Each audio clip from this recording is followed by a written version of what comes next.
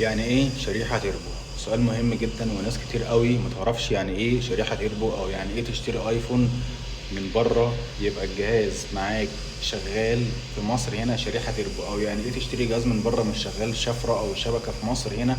وساعتها لو الفك بتاع الجهاز عشان يشتغل الشبكة في مصر بيتكلف مثلا فوق تمن الجهاز. يعني ممكن في اجهزه بتتكلف بال5000 وال4000 وال6000 وال7000 وال12000. فانت في الحاله دي بتشتري شريحه تربو وتحطها في الجهاز عشان خاطر تشتغل. طب يعني ايه شريحه تربو؟ هقول لك انا يعني ايه شريحه تربو. الاجهزه اللي بتيجي من بره مصر بتبقى مقفوله على شفرات او شبكات تبع الدوله اللي هي جايه منها. آه ليكن بقى السعوديه، امريكا، ايطاليا. ممكن تبقى في ناس شاريه الاجهزه على الخط بتاعتها وبتدفع اقساط، فما دفعتش بقى الاقساط فنزلت بالجهاز مصر، خلاص الشبكه اتوقفت على المكان اللي انت جاي منه.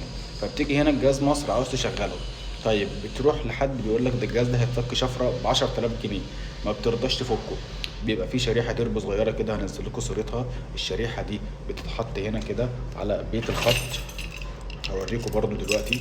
الشريحه دي بتبقى شريحه صغيره كده خالص، بتتحط بتتحط هنا على درج الخط ده. ولما بتتحط الشريحة دي بتحط فوقيها بقى السم بتاعتك سواء فودافون، اتصالات، واورنج.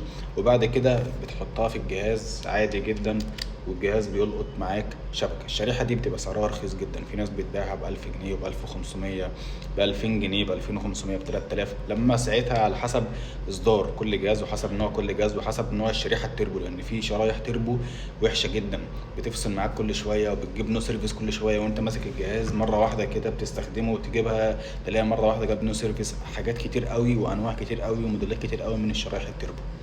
فبالتالي انت ساعتها لما بتفكر تشتري جهاز والجهاز ده واقف على شريحة تربو او واقف شبكة عموما مش شغال في مصر، فبيبقى قدامك حل من الحلين. بتروح بالسيريال بالجهاز عند حد بيكشف على الجهاز بالسيريال بتاعه، بيعرف الجهاز واقف على انه شبكة، الجهاز جاي منين، الجهاز عليه اقساط بره مصر ولا لا. كل التفاصيل دي بتبان لما بيعمل تشيك كامل على الجهاز. بالتالي بيقول لك التكلفة بتاعة الجهاز، والله الجهاز ده عشان يتفك شرعي مفيش فيه اي مشاكل ولا تركب له شريحه تربو ولا اي حاجه، ساعتها هيكلف وليكن 5000 7000 8000 كده. انت ساعتها بتوافق وبتفك الجهاز. بيقعد الجهاز من يوم لحد 3 ايام او 4 ايام او اسبوع على حسب البلد اللي جايه منها الجهاز. وفي بلاد بيبقى مفيش ليها فك اطلاقا، ما بيكونش قدامك حل غير اللي انت ساعتها في الحاله دي تركب الشريحه التربو. طيب وليكن الجهاز ملوش حل اطلاقا او التكلفة بتاعته عالية عليك، هتروح تفك الجهاز وتشغله بشريحة تربو.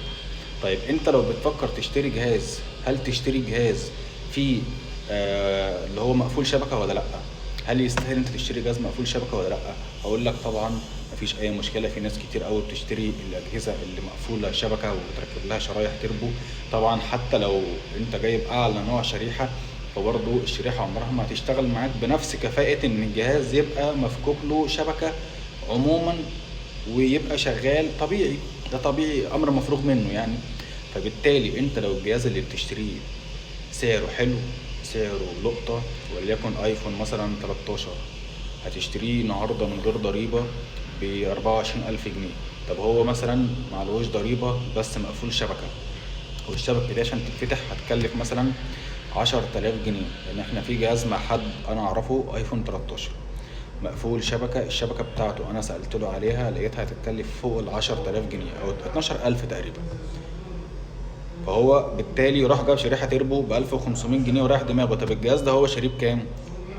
الجهاز ده هو شاريه من 10 ل 12000، انا مش متأكد اوي بالسعر، ومعلوش ضريبة.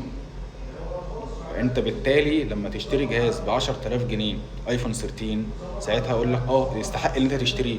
انما لما يبقى مثلا ايفون 13 ومعلوش ضريبه ومقفول شبكه، هتقول لك مثلا 20000، لا كتير. زود ال 4000 واشتريه على طول. فهي على حسب نسبه وتناسب. لو انت بتشتري ايفون اكس اس ماكس مقفول تيربو 5000 جنيه، 5000 جنيه النهارده تشتريه، اقول لك اشتريه. هتقول لي مثلا 9000 جنيه ولا 10000 جنيه، اقول لك لا ما تشتريهوش. فهي على حسب حالة الجهاز وعلى حسب سعره. لو الجهاز سعره نازل جامد جدا، ولازم يكون نازل جامد جدا علشان ساعتها تقدر اللي انت تشتريه، وبالتالي تقدر ان انت تجيب له شريحة تربو او تفكه. دي نسبة وتناسب. طبعا لازم تبقى عارف جدا ان الموبايل اللي بيبقى شغال تربو الشريحة بتبقى متبرمجة عليه. لو انت فكرت تعمل ريستارت للجهاز او يعني اعادة ضبط مصنع او تعمل له سوفت وير، الشبكة بتقف. دي برضو من ضمن عيوب الموبايلات اللي بتبقى جاية من مصر، من بره مصر، وجاية مقفولة شبكة. يعني لو فكرت تعمل سوفت وير للجهاز او فكرت اللي انت مثلا تبيعه لحد، لازم هتعمل سوفت وير عشان داتك او البيانات بتاعتك الشخصيه. لما هتيجي تعمل له سوفت وير عشان تبيعه او تعمل له ادابت مصنع عشان خاطر تبيعه، ساعتها الجهاز هيقف شبكه فمش هتعرف تبيعه، او لما هتيجي تبيعه له هينزل من ثمنه علشان خاطر ساعتها يروح هو يشتري شريحه تربو، او ساعتها انت هتضطر تروح للي انت كنت شاري منه شريحه تربو. لو ينفع اللي هو ياكتف لك الشريحه التربو اللي انت شاريها تمام، مش هينفع تضطر تشتري واحده تانية. فدي من ضمن برضو عيوب ومشاكل الشريحه التربو، خلي بالكم. يا رب اكون قدرت ان انا اوضح لك يعني ايه شريحه تربو، ويعني ايه جهاز مقفول شبكه وجاي من بره مصر وجاي هنا في مصر مقفول شبكه. السلام عليكم.